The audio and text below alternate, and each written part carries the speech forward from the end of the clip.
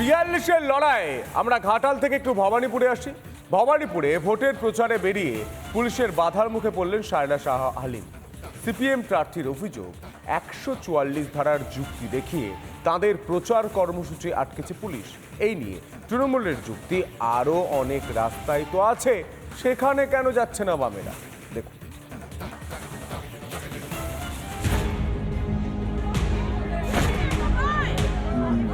মুখ্যমন্ত্রীর পাড়ায় জনসংযোগে কি এভাবেই বাধার মুখে পড়লেন কলকাতা দক্ষিণের বাম প্রার্থী সায়রা শাহ আলিম।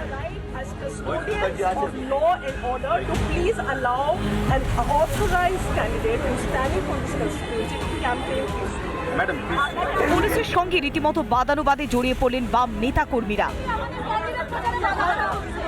বৃহস্পতিবার সকালে ভবানীপুর এলাকায় বাম কর্মী সমর্থকদের সঙ্গে লোকসভা ভোটের প্রচারে বেরিয়েছিলেন সায়রা।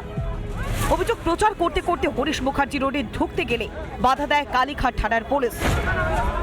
পরে অবশ্য পুলিশের বাধা পেরিয়ে প্রচার সারে সিপিএম। এখানে মানুষের এরিয়া, কোনো অভিষেক ব্যানার্জির সম্পত্তি নয়। প্রচার মতো পুলিশ একটু আটকানো মতো একটু চেষ্টা করেছে, বলেছেন এখানে 140 কো লাগু। তো আমি এটাই জিজ্ঞাসা করছি যে কাশ্মীর মতো তো কোনো সিচুয়েশন নয়। কোন আইনি অধিকারে তারা নির্বাচনে প্রতিদ্বন্দ্বিতায় যে প্রার্থী আছেন তার প্রচার আটকে দিলেন? সে কালীঘাট থানা হোক আর ভবানীপুর থানা হোক, কোনো থানারই অধিকার নেই। এই দুই থানার যারা অফিসার ইনচার্জ তাদের অবিলম্বে সাসপেন্ড করা উচিত।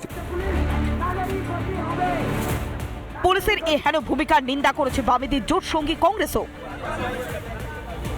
স্পেশাল ক্যাটাগরি থানা একটাই আছে গোটা পৃথিবীতে বিভিন্ন দেশে যত থানা আছে সব থেকে স্পেশাল থানার নাম হচ্ছে কালীঘাট থানা। কালীঘাট থানার জুরিসডিকশন হচ্ছে ওয়াশিংটন থেকে শুরু হয়, গোটা পৃথিবীতে সেই জুরিসডিকশন আছে, শুধু ভবানীপুর নয়, সে যে কোনো জায়গায় ওনারা অপারেট করতে পারে।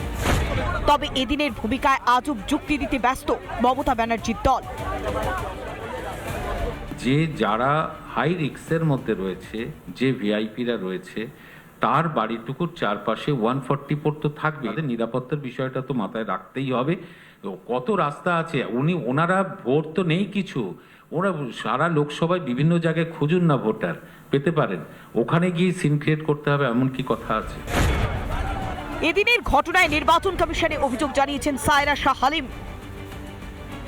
কলকাতা দক্ষিণে এবার ত্রিমুখী লড়াই। সায়রার প্রতিদ্বন্দ্বী তৃণমূলের মালা রায় ও বিজেপির দেবশ্রী চৌধুরী। 1 জুন নির্বাচন। রিপাবলিক বাংলা। অন্যদিকে নিজের দল সম্পর্কেই বিস্ফোরক মন্তব্য বাঁকুড়া তৃণমূল প্রার্থী অরূপ চক্রবর্তী। স্বীকার করলেন দল মুমূর্ষু, যা শুনে খোঁচা দিতে ছাড়েনি বিজেপি। আমি দলের এই মুমূর্ষু অবস্থায়, এই কঠিন অবস্থায় কোনো কর্মীকে বিভাজন হতে দেবো না। দরকার হলে পায়ে ধরে নেব, ভোটটা করুন।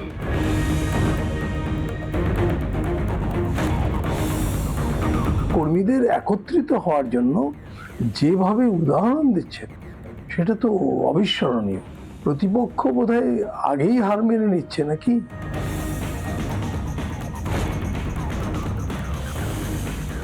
শুরু হয়ে গিয়েছে দিল্লি দখলের লড়াই, কিন্তু ভোটের আগে বিভিন্ন এলাকায় তৃণমূলের গলার কাটা হয়ে দাঁড়িয়েছে গোষ্ঠীদ্বন্দ্ব, যার জেরে আশঙ্কা তৈরি হয়েছে ভরাডুবি হওয়ার।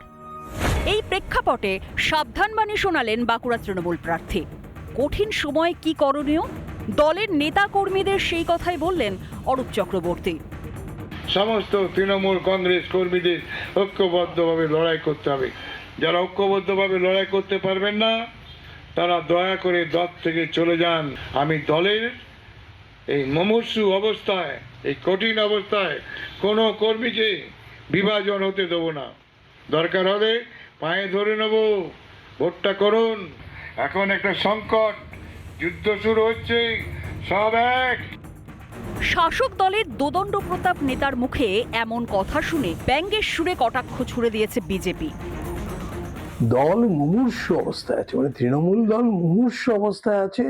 দরকার হলে উনি সব কর্মীদের হাতে পায়ে ধরতে পারেন, এত ভয়ঙ্কর অবস্থা। আবার কর্মীদের একত্রিত হওয়ার জন্য যেভাবে উদাহরণ দিচ্ছেন সেটা তো অবিস্মরণীয়। প্রতিপক্ষ বোধহয় আগেই হার মেনে নিচ্ছে নাকি। অরূপ চক্রবর্তী একদম মাটির সঙ্গে রাজনীতি করেন, প্যারাসুট থেকে ওপর থেকে লাফিয়ে পড়ে রাজনীতি তো করছেন না, মাটি চেনেন, তৃণমূল কংগ্রেসের কর্মীদের চেনেন এবং বাঁকুড়ার রাজনৈতিক পরিস্থিতি, বিষ্ণুপুরের রাজনৈতিক পরিস্থিতিটা তিনি জানেন। তো সেই জন্য সহজ সরলভাবে তৃণমূলের ভবিষ্যতের কথা চিন্তা করে তিনি এই বার্তা দিতে চাইছেন। 2019 থেকেই বাঁকুড়ায় যথেষ্ট প্রভাব রয়েছে বিজেপির। তাহলে কি ভোটে হারার অশনি সংকেত দেখছে ঘাসফুল শিবির? তাই কি তৃণমূল প্রার্থীর গলায় করুণাকুতি? রিপাবলিক বাংলা। বাঁকুড়াতে রাজনৈতিক সমীকরণটা কি একটু দেখাবো গ্রাফিক্যাল প্রেজেন্টেশনের মাধ্যমে। আমরা দেখার চেষ্টা করব বাঁকুড়া লোকসভা ভোট 2019-এর কেন্দ্র বাঁকুড়া। সুভাষ সরকার বিজেপির হয়ে প্রার্থী হয়েছিলেন, তিনি জয়ী হয়েছেন। সুব্রত মুখার্জি লড়াই করেছিলেন এবং সেই সুব্রত মুখার্জি কিন্তু হেরে গিয়েছিলেন। এবং এই মুহূর্তে বাঁকুড়ার 2019-এর যে ভোট, সেই ভোটে দেখতে পাচ্ছেন জয়ের ব্যবধান ছিল 1,74,333 ভোট, অর্থাৎ 1,74,333 ভোটে জয়লাভ করেছিল বিজেপি প্রার্থী সুভাষ সরকার। এবং এই 2024-এ এসে বাঁকুড়ায় কিন্তু অশনি সংকেত কি দেখছে বাঁকুড়ার তৃণমূল প্রার্থী? এই 2019-এর তথ্য তা দেখেই কিন্তু সংকেত দিচ্ছে। বাঁকুড়া তৃণমূল প্রার্থী বলছেন মুমূর্ষ অবস্থা দলের। 2021-এর বিধানসভা ভিত্তিক যদি ফলাফল হয় 7টা আসন, বিজেপি 4টেতে গিয়ে তৃণমূল 3টেতে গিয়ে, কিন্তু জোর টক্কর হওয়ার কথা। সেখানে বাঁকুড়া তৃণমূলের প্রার্থী বলছেন দলের অবস্থা কিন্তু খারাপ। অন্যদিকে আপনারা দেখতে পাচ্ছেন 2019-এর পর 2021-এর বিধানসভা, সেখানে বিজেপির অবস্থা দেখালাম। এবং জেলা বাঁকুড়া, গোটা বাঁকুড়া জেলাতে বিজেপির অবস্থা কি? বাঁকুড়া জেলাতে বিজেপি জয়ী রয়েছে 8টি আসনে, তৃণমূল জয়ী রয়েছে 4টি আসনে, অর্থাৎ বাঁকুড়ায় শাসক দলের ঘাঁটি কিন্তু নেই। ঘাঁটি কিন্তু আস্তে আস্তে আলগা হচ্ছে, সেই ছবি উঠে আসছে। কারণ বিজেপি যেখানে 8টি বিধানসভা নিজের কাছে রেখেছে, সেখানে মাত্র 4টি রাখতে পেরেছে তৃণমূল। এই ছবি উঠে আসছে 2021-এর বিধানসভা ভোটের। এবং এই যখন তথ্য উঠে আসছে, তখন মাঠে ময়দানে জোর টক্কর। কি টক্কর?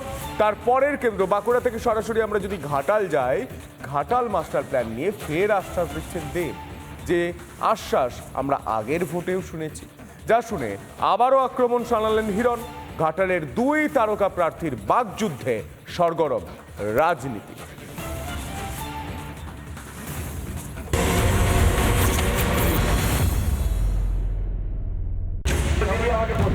যদি দাঁড়াই তাহলে ঘাটাল মাস্টার প্ল্যানটা উনি করে দেবেন।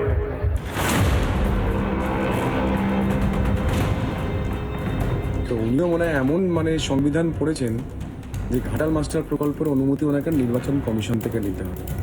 বাংলার মানুষ দেখুক যে একজন 10 বছরের সাংসদ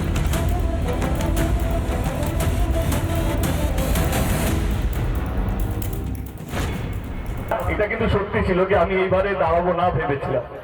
তারপরে দিদি আমাকে প্রস্তাব দিল যে যদি দাঁড়াই তাহলে ঘাটাল মাস্টার প্ল্যানটা উনি করে দেবেন। এই নির্বাচন কমিশনের কাছে চিঠি পাঠানো হয়েছে ঘাটাল মাস্টার প্ল্যানের কাজ শুরু করার জন্য। এটা কোনো প্রতিশ্রুতি নয়, এটা কাজ শুরু হচ্ছে, এটাই বলতে চলেছি। না, আপনারা কখনো শুনেছেন যে নির্বাচন কমিশন কোনো ঘাটাল মাস্টার প্রকল্পের মতো কোনো কাজ করতে পারে বলে শুনেছেন কোথাও? নির্বাচন কমিশনের দায় তাদের কাজ হলো নির্বাচন করানো। উনি 10 বছর ধরে সাংসদ ছিলেন, আরেকজন ওনার সাংসদ ছিল না। তো উনিও মনে হয় এমন সংবিধান পড়েছেন যে ঘাটাল মাস্টার প্রকল্পের অনুমতি ওনাকে নির্বাচন কমিশন থেকে নিতে হবে। বাংলার মানুষ দেখুক যে একজন 10 বছরের সাংসদ, যিনি সংবিধানটা এত সুন্দর করেছেন, কাজ করার পারমিশন নেবেন নির্বাচন কমিশনকে। তা নির্বাচনটা কে করাবেন? পশ্চিমবঙ্গ সরকার?